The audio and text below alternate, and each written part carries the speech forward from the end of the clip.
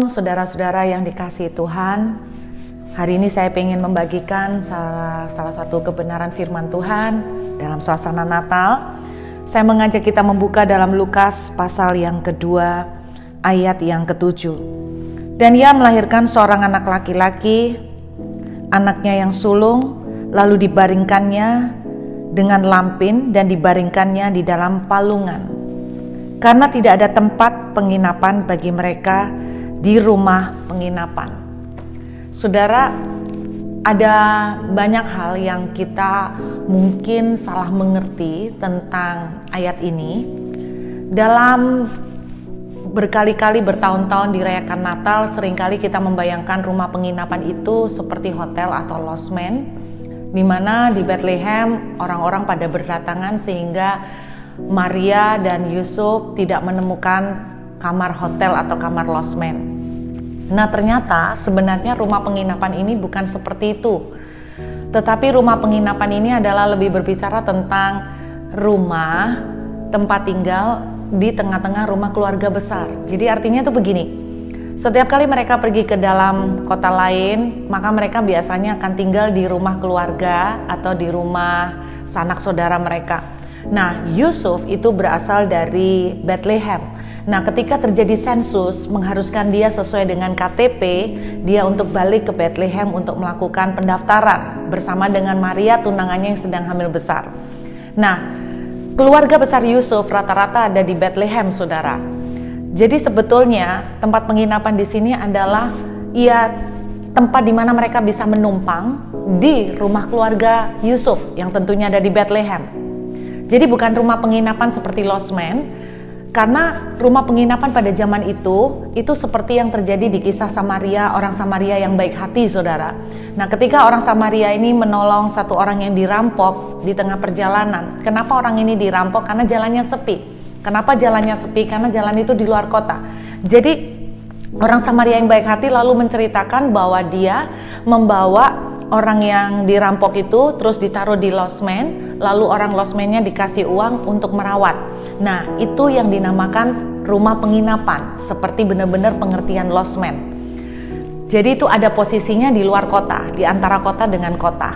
Jadi di tengah-tengah hutan, seperti itu, saudara, yang memang orang tidak ada tempat untuk tinggal atau bermalam. Nah, tetapi di dalam kota Bethlehem, itu yang dimaksud rumah penginapan adalah rumah dari keluarga besar Yusuf. Jadi intinya bahasa sederhana saya itu seperti ini. Maria tidak menemukan tempat untuk dia bisa melahirkan, tempat yang layak seperti layaknya sebuah kamar. Padahal keluarga besar Yusuf kumpul di sana semua. Apa yang terjadi, saudara? Nah, Maria itu berasal dari satu kota kecil yang namanya Nazaret. Saudara, ada ayat yang berbunyi begini, adakah sesuatu yang baik lahir atau datang dari Nazaret? Kenapa sampai muncul ayat itu? Karena sebetulnya Nazaret itu memiliki satu reputasi yang kurang bagus. Jadi ada sebuah penafsiran yang menceritakan bahwa pada zaman itu tentara Romawi ketika mereka pergi berlibur, mereka akan berlibur ke daerah Nazaret, di mana mereka akan mencari perempuan di sana sebagai hiburan. Nah, saudara bayangkan Maria ini berasal dari Nazaret. Nah, ketika umur 15 tahun, Tuhan memberikan kepercayaan kepada dia untuk melahirkan juru selamat. Saudara bayangkan, mungkin bagi kita tidak mengerti, dipikir dikasih kepercayaan seperti itu enak. Alkitab menuliskan begini ketika malaikat menemui Maria. Hai Maria, engkau yang mendapatkan kasih karunia Tuhan, engkau yang dikasih oleh Tuhan, engkau akan melahirkan seorang anak laki-laki yaitu juru selamat. Saudara pikir itu enak, saudara pikir itu kepercayaan yang gampang. Maria umur 15 tahun, tinggal di Nazaret dengan reputasi yang seperti itu kotanya. Anda bisa bayangkan umur 15 tiba-tiba hamil di luar pernikahan. Nah, itu sebabnya tidak gampang banget buat Maria. Dan saya percaya sebagus-bagusnya pihak keluarga semua untuk menjaga nama baik, menutupin. Mau tidak mau saya sangat merasakan begini, bahwa berita ini nyampe kepada keluarga besar Yusuf, termasuk yang di Bethlehem. Nah, ketika mereka tiba di Bethlehem, ini yang menjadi pemikiran saya, saudara, bahwa keluarga Yusuf tidak ada yang mau memberikan kamar mereka untuk menampung. Secara logika, orang biasanya kalau ketemu orang hamil, biasanya dikasih prioritas. Tapi kenapa mereka tidak mau, saudara? Karena mereka menganggap Maria itu membawa aib. Nah, saudara bisa bayangkan kalau Anda punya anak perempuan, terus mengaku tiba-tiba hamil, ditanyain siapa yang menghamili lu, dia jawab oleh Roh Kudus. Saudara pasti tidak akan percaya kan? Nah, apalagi pada zaman itu, kenapa saya bilang begitu? Karena sejak zaman kita perjanjian lama, yaitu kitab terakhir Maleakhi, sampai masuk ke perjanjian baru, itu jaraknya 400 tahun. Dan selama 400 tahun tidak pernah ada suara Tuhan. Tidak ada malaikat, tidak ada penampakan malaikat, tidak ada demonstrasi hal-hal supranatural, tidak ada lagi nabi. Tuhan tidak berbicara selama 400 tahun. Nah, tahu-tahu tiba-tiba seorang perempuan hamil di luar nikah dan mengatakan itu hamil oleh Roh Kudus. Nah, saudara bisa bayangkan betapa ini akan betul-betul menjadi beban yang sangat berat buat seorang perempuan yang bernama Maria yang umur 15 tahun. Dan ketika dia sampai ke Bethlehem dengan kondisi hamil besar, tidak ada satupun dari pihak keluarga memberikan tumpangan. Padahal sebetulnya kalau mereka mau ngalah, kalau memang mereka mau ngalah pun bisa kan. Mungkin ada cowok yang ngalah, tidak tidur di kamarnya dikasihkan buat Maria. Logikanya mestinya ada. Nah, saudara bisa bayangkan bagaimana kalau kita tuh menjadi Maria. Kita bisa sangat kepahitan, saudara. Kita bisa sangat kecewa dengan Tuhan. Bayangkan, Tuhan yang memberi dia project nih untuk hamil, mengandung, dan melahirkan juru selamat. Tetapi dari sejak awal sampai dia detik-detik mau melahirkan, dia harus melalui perjalanan panjang, proses yang dihadapin sangat berat dan tidak mudah. Saudara, betapa mudahnya bagi seorang yang mengalami kayak Maria, kita bisa bereaksi, kita kecewa dengan Tuhan. Tuhan, aku sudah melakukan apa yang kau perintahkan, tapi kenapa engkau tidak membantu sedikit pun? Mbok ya dibantu sedikit lah Tuhan, masa semuanya dipersulit seperti ini? Dan bisa saja dalam kondisi seperti itu Maria kecewa dengan keluarga Yusuf. Tetapi saudara bayangkan, membesarkan seorang juru selamat tidak mudah loh. Ketika Yesus akil balik, satu kali Yesus hilang, namanya orang tua itu kan khawatir ya anaknya tiba-tiba hilang.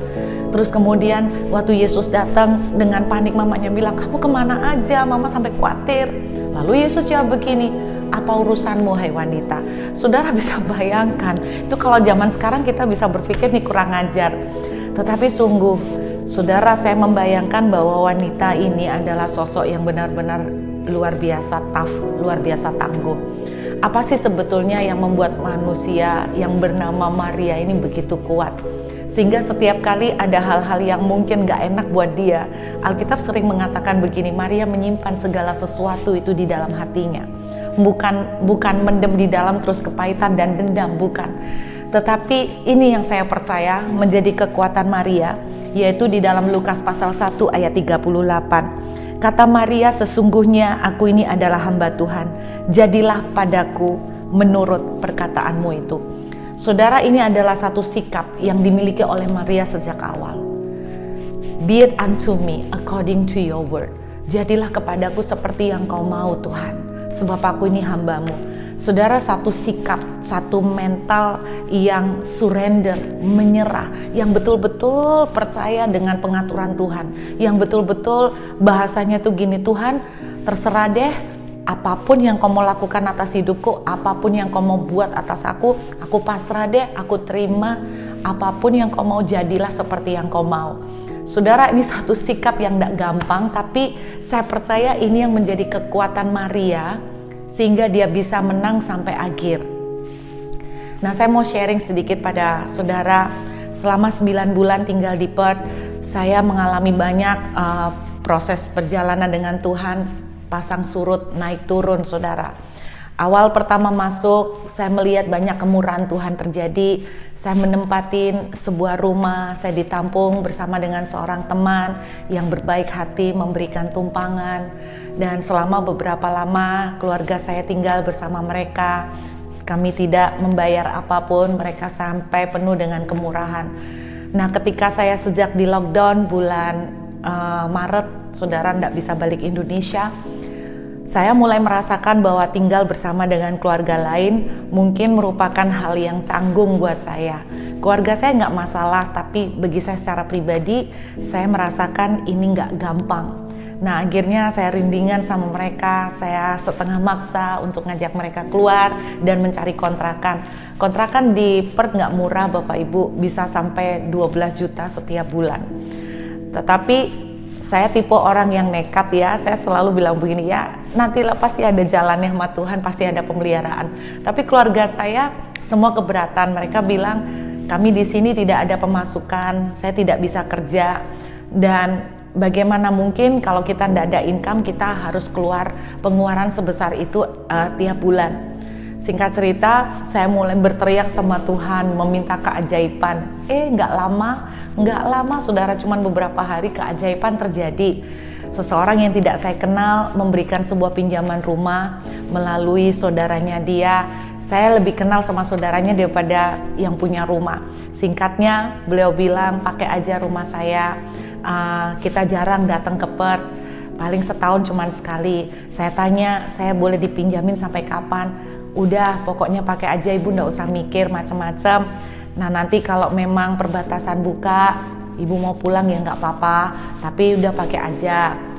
Singkatnya begitu saudara. Terus dia bilang, toh kalau kita mau datang pun kita kan masih ada kamar. Kita satu kamar itu masih dikunci. Akhirnya dengan sukacita saya masuklah tanggal 1 Oktober. Singkatnya tanggal 28 November, jadi belum sampai 2 bulan saudara, sesuatu terjadi perubahan. Saudara, kemana-mana saya sharing tentang mujizat ini. Bayangkan saya sharing di mana-mana saudara. Terus kemudian tiba-tiba saya mendapatkan WA pada tanggal 28 November jam 8 malam. Ada sesuatu yang berubah dari keluarga mereka yang membuat dengan berat hati mereka meminta saya dan keluarga untuk bisa meninggalkan rumah itu. Mereka berharap bisa meninggalkan rumah itu pada akhir Desember saudara. Saya seperti orang kejatuhan tembok ya. Saya kaget, saya nggak tahu bagaimana harus bereaksi. Mau nangis tidak bisa, mau teriak tidak bisa. Kalau dibilang kecewa, pasti kecewa saudara. Saya kecewa karena saya sempat merasa seperti udah di PHP, udah dikasih kesempatan tumpangan. Saya sempat berpikir dalam hati, kalau saya tahu cuma tinggal 2 bulan ya saya nggak akan pindah, karena lebih capek untuk boyongan, untuk pindahan saudara.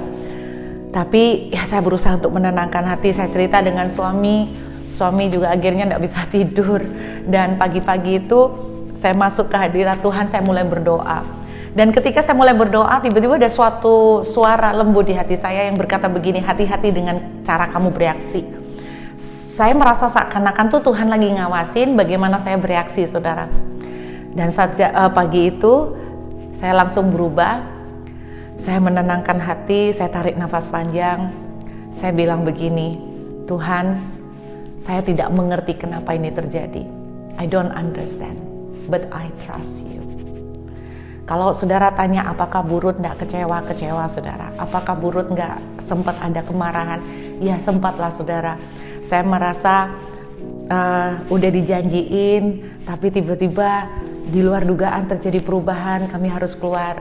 Ya kecewa adalah, tapi pagi itu saya mengambil keputusan untuk tidak bereaksi dengan salah. Saya bilang, I don't understand Father, but I trust you. Pagi-pagi itu saya cepet-cepet dari malamnya saya cepet-cepet cari rumah kontrakan. Kami menemukan paling murah 8 juta sebulan saudara. Ya udah saya nekat, gimana lagi? Toh kita harus keluar. Siangnya 1:30, jadi kira-kira 18 jam. Saudara, dalam perjalanan menuju ke rumah yang mau kami kontrak, singkat cerita, ada sebuah keajaiban yang Tuhan lakukan. Saya cuma cerita masalah ini kepada 2 anak rohani saya, di mana waktu itu saya lagi suntuk banget. Malam itu saya nggak bisa mikir, saya cerita, saya curhat. 2 anak rohani saya yang saya tahu betul mereka nggak pernah bocor mulut. Tapi ternyata ya Tuhan izinkan juga salah satu akhirnya kebocoran. Dan cerita kepada seseorang, intinya nyampe lah kepada seseorang yang sudah 3 minggu lamanya dia memiliki rumah di Perth, yaitu rumah yang saya tinggalin hari ini. Dan dia beli dan belum pernah ditinggalin karena dia udah pindah ke luar negeri. Nah kemudian dia lagi berdoa selama 3 minggu lebih. Dia sudah berdoa, Tuhan kirimkan kami seseorang yang kira-kira kami bisa pinjamin rumah ini, mereka nggak perlu bayar, seseorang yang bisa tinggal di rumah kami untuk bantu jaga rumah kami. Intinya seperti itu. Mereka berdoa, siapa ya Tuhan yang lagi butuh rumah, yang lagi butuh tempat tinggal. Nah, mereka hampir aja sore itu menelpon dengan satu kenalan mereka di Perth untuk tanya barangkali ada kenalan yang sedang membutuhkan tempat tinggal. Belum sampai mereka telepon, cerita dari anak rohani saya ini nggak pakai lama nyampe ke telinga dia, dan dia tanya, Cerut mau nggak ya? Singkatnya saudara, hanya dalam waktu 18 jam kami menemukan tempat tinggal yang baru. Saya mulai bertanya sama Tuhan, pelajaran apa Tuhan yang kamu mau ajarkan melalui semua pengalaman ini? Tuhan bilang begini saudara, kamu selalu bilang kamu pengen berjalan bersama aku. Nah, ini loh berjalan bersama aku. Kalau aku lagi setir mobil, lalu tiba-tiba aku banting setir, apa reaksimu? Saudara, kalau kita lagi naik mobil disetirkan sama seseorang, lalu tiba-tiba orang yang nyetir tuh banting setir, apa yang saudara akan lakukan? Banyak dari kita akan ngomel begini, lu bisa nyetir nggak sih? Lu lulus SIM nggak? Atau SIMmu beli nggak? Jadi kita akan ngomel, kamu mau belok? Mbok lihat dulu dong, kasih tahu dulu, nih gara-gara lu gua benjot nih. Kita bisa komplain seperti itu. Saudara, waktu terjadi pandemi, bukankah itu seakan-akan seperti mobil tiba-tiba dibanting setir? Berapa banyak orang kecewa sama Tuhan, tiba-tiba omset, tiba-tiba kerjaan langsung jatuh habis. Nah, banyak mereka dari orang-orang ini, mereka meninggalkan Tuhan, mereka kecewa, mereka mulai protes. Nah saudara, saya berdoa di hari Natal ini kita akan mengakhiri tahun 2020 ini dengan kemenangan. Kita akan bisa belajar berkata seperti Maria, I don't understand, but I trust you. Saudara, kita perlu tahu bahwa Tuhan memang mengizinkan orang-orang yang menyakiti Maria tidak memberikan tumpangan, supaya Maria memang melahirkan di kandang yang dinamakan Migdal Eder. Itu memang kandang tempat mereka, orang-orang Israel itu menernakkan domba khusus untuk persembahan bait suci. Jadi orang kalau mau memberikan korban persembahan bait suci, mereka kulaknya, belinya itu di Migdal Eder, karena di situ domba-domba udah dari lahir itu di take care, dipelihara dan dirawat benar-benar perfect, karena mereka memastikan itu domba tidak boleh cacat untuk korban bait suci. Nah kalau mereka mau beli domba buat sate, itu lain, di pasar manapun mereka bisa. Tapi kalau domba untuk persembahan bait suci, mereka belinya di Migdal Eder. Nah disitulah Yesus lahir saudara, di Migdal Eder. Nah kenapa Tuhan izinkan Maria harus ditutup semua pintu? Sepertinya Tuhan itu jahat, sepertinya Tuhan itu tidak peduli dengan banyak pengorbanan yang dia lakukan. Tetapi bukan karena Tuhan jahat, karena Yesus memang harus dilahirkan di Migdal Eder. Karena Yesus adalah anak domba yang tidak bercacat celah, yang dipersembahkan untuk korban pendamaian, untuk menebus dosa saudara dan saya. Jadi saudara, tahun 2020 ini apapun yang telah kita lewati, baik itu pandemik, baik itu diizinkan sampai mengefek besar pada pekerjaan maupun keuangan kita, maupun ada hal-hal yang membuat kita sangat sakit, sangat kecewa, sangat terluka. Saya berdoa kita bisa bereaksi dengan benar. Kalau kita bisa bereaksi dengan benar saudara, ketika Yusuf menerima janji Tuhan, tapi kemudian dia masuk dalam proses penjara, dalam proses sumur.